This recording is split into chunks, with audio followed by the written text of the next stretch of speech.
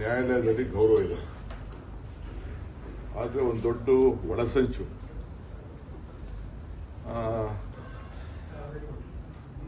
ಇನ್ನೇನು B report file ಮಾಡೋಂಥ ಸಂದರ್ಭದಲ್ಲಿ ಸಿಬಿಐನವ್ರು ತೆಗೆದುಕೊಂಡು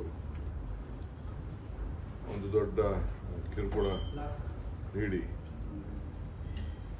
ಈ ಪ್ರಕಟಣೆ ಟ್ರಯಲ್ ಎಲ್ಲ ನಾವು ನೋಡಿದ್ದೇವೆ. ಸೊ ಒಳಸಂಚಿನಲ್ಲಿ ಇವತ್ತು ವಿನಯ್ ಕುಲಕರ್ಣಿನ ತಿಳಿಸಿದ್ದಾರೆ. ಇನ್ನು ಬೇಕಾದಷ್ಟು ಅವಕಾಶ ಇದೆ. ನಾನು ಚರ್ಚೆ ಮಾಡಿದ್ದೇನೆ ಅವ್ರ ಜೊತೆ, ಕುಟುಂಬದಲ್ಲಿ ಕೇಳಿದ್ದೇನೆ.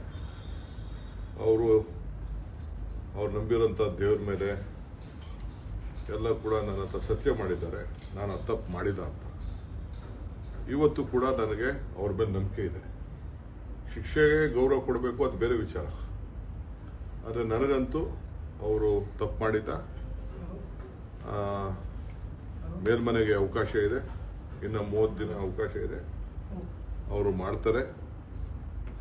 ನಾನು ಆ ಕುಟುಂಬದ ಜೊತೆ, ನಮ್ಮ ಪಕ್ಷದ ಶಾಸಕರ ಜೊತೆ ನಾನು ಮಾನಸಿಕವಾಗಿ ಎಲ್ಲ ಥರದ ಶಕ್ತಿಯನ್ನು ತುಂಬುವಂಥ ಕೆಲಸ ಮಾಡ್ತೇವೆ. ಸೊ ಅದರಿಂದ ಯಾರು ಕಾರ್ಯಕರ್ತರಿಗೆ ನಾನು ಕೇಳ್ಕೊಳ್ಳೋದು, ಯಾರು ಧೈರ್ಯ ಕಳ್ಕೊಳ್ಳೋದು ಬೇಡ. ನ್ಯಾಯಾಲಯಕ್ಕೆ ಯಾವ್ದಾದ್ರು ನ್ಯಾಯಕ್ಕೆ ಸತ್ಯ ಸಿಗ್ತದೆ. ನನಗೇನಾಯಿತು, ನಾನು ಬೇಕಾದಷ್ಟು ತೊಂದರೆ ನನಗೂ ಸಂಚಿನ ಮೇಲೆ ಅನುಭವಿಸಿದೆ. ಕೊನೆಗೆ ಸುಪ್ರೀಂ ಕೋರ್ಟಲ್ಲಿ ನನಗೆ ನ್ಯಾಯ ಸಿಕ್ತು ಇಡೀ ಕೇಸ್ನಲ್ಲಿ. ಹಂಗೆ ಮೇಲ್ಮನೆ ಕೋರ್ಟ್ಗಳಿದೆ, ಮೇಲ್ಮನೆ ಕೋರ್ಟಲ್ಲಿ ನ್ಯಾಯ ಸಿಗ್ತದೆ ಅನ್ನೋ ಒಂದು ವಿಶ್ವಾಸ ನನಗಿದೆ. ಸರ್, ಒಳಸಂಚು ಅಂತ ಅಂದ್ರೆ ಯಾರ ಕೈವಾಡಗಳಿರುವ ಎಲ್ಲ ಟೈಮ್ ಬಂದು ಹೇಳ್ತೀನಿ. ಸಿಬಿಐಗೆ ಹಾಕುವಂತ ಸಂದರ್ಭ ಏನಿತ್ತು, ಸಿಬಿಐ ಕೊಡುವಂತ ಸಂದರ್ಭ ಏನಿತ್ತು, ಸಿಬಿಐ ಕೊಡಿಸ್ತೀನಿ ಅಂತ ಹೇಳುವಂತ ಸಂದರ್ಭ ಇತ್ತು. ಈಗ ಯಡಿಯೂರಪ್ಪನವ್ರು ಹೇಳ್ತಾ ಇದಾರಲ್ಲ, ನಾನು ಅವತ್ತೇ ಹೇಳಿದ್ದೆ ಅಂತ. ಮುಂಚಿತವಾಗಿ ಹೆಂಗೆ ಮಾಡೋದಿತ್ತು. ಸೊ ರಾಜಕೀಯವಾಗಿ ಅವನ ಶಕ್ತಿಯಾಗಿ ಉತ್ತರ ಕರ್ನಾಟಕದಲ್ಲಿ ಒಬ್ಬ ದೊಡ್ಡ ಶಕ್ತಿಯಾಗಿ ಬೆಳೀತಾರೆ ಅಂತ ಹೇಳಿ ಬಿಜೆಪಿಯವ್ರು ಮಾಡಿದಂಥ ಒಳಸಂಚಿಗೆ ಇವತ್ತು ಪಾಪ ಆತನಿಗೆ ತೊಂದರೆ ಆಗಿದೆ. ಇರಲಿ, ಆತ ಧೈರ್ಯ ಕಳ್ಕೊಳ್ಳೋಂಥ ಪರಿಸ್ಥಿತಿ ಇಲ್ಲ. ಇದು ರಾಜಕಾರಣದಲ್ಲಿ ಇವೆಲ್ಲ ಹೋರಾಟ ಮಾಡಲೇಬೇಕು, ಹೋರಾಟ ಮಾಡ್ತಾರೆ. ಸರ್, ಹಿರಿಯ ಶಾಸಕರು ದೆಹಲಿಗೆ ಬಂದಿದ್ರು, ಅವರ ಒತ್ತಾಯ ಮಾಡ್ತಿದ್ರು ಏನಿಲ್ಲ, ಅದೆಲ್ಲ ಅವ್ರಿಗೆ ಬಿಟ್ಟಿದ್ದು ಪಾಪ ಅವರೆಲ್ಲ. ಬಟ್ ಯಾವ್ದೋ ತಂಡ ಅಂತ ಹೇಳ್ತಿರಲ್ಲ, ಯಾವ ತಂಡನೂ ಇಲ್ಲಿಲ್ಲ. ಸಿದ್ದರಾಮಯ್ಯ ತಂಡನೂ ಇಲ್ಲ, ಡಿ ಕೆ ಶಿವಕುಮಾರ್ ತಂಡನೂ ಇಲ್ಲ. ಸಿದ್ದರಾಮಯ್ಯನವ್ರು ಹೇಳಿ ನನ್ನ ತಂಡ ಇದು ಅಂತ, ಆಗ ಒಪ್ಕೋಬಹುದು. ಸಿದ್ದರಾಮಯ್ಯನವ್ರು ಹೇಳ್ತಾ ಇಲ್ಲ, ನಾನು ಹೇಳ್ತಾ ಇಲ್ಲ. ಸಿದ್ದರಾಮಯ್ಯನವ್ರು ಮುಂಚಿತವಾಗಿ ಜಯಚಂದ್ರ ಬಂದಿದ್ರಪ್ಪ, ಸಿದ್ದರಾಮಯ್ಯ ತಂಡ ಅಂತ ಹೇಳಕ್ಕಾಯ್ತಿದೆ. 78ರಲ್ಲಿ MLA ಆಗಿದ್ರು.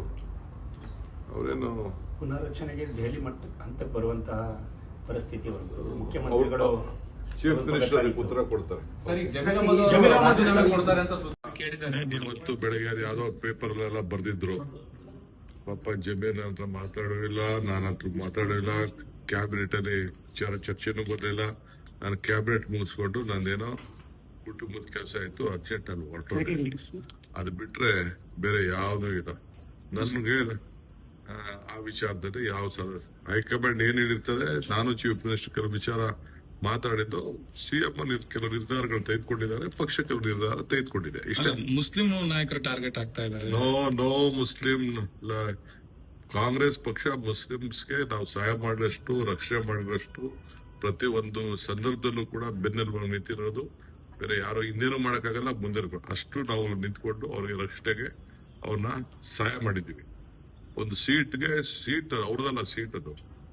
ಈ 30 ವರ್ಷ 40 ವರ್ಷದಿಂದ ಶಿವಶೇಖರಪ್ಪ ಕಾಪಾಡ್ಕೊಂಡು ಬಂದ್ರು. ಜನಸಂಖ್ಯೆ ಇತ್ತು, ಕೇಳೋದ್ ತಪ್ಪಿಲ್ಲ. ಅವರೆಲ್ಲ ಜಮೀರು, ನಜೀರು, ಜಬ್ಬಾರು ಎಲ್ಲ ಒಪ್ಕೊಂಡೇ ಸೀಟ್ ಕೊಟ್ಟಿರೋದು. ಫಲಿತಾಂಶ ಬರಕ್ಕಿಂತ ಮುಂಚೆ ಈ ರೀತಿಯ ನಿರ್ಧಾರಗಳು ಚರ್ಚೆಗಳಾಗ್ತಿದೆ. ಕೆಲವು ರಿಪೋರ್ಟ್ಸ್ ಬಂದಿದೆ, ಆ ಪ್ರಕಾರ ತೀರ್ಮಾನ ಮಾಡಿದ್ದಾರೆ.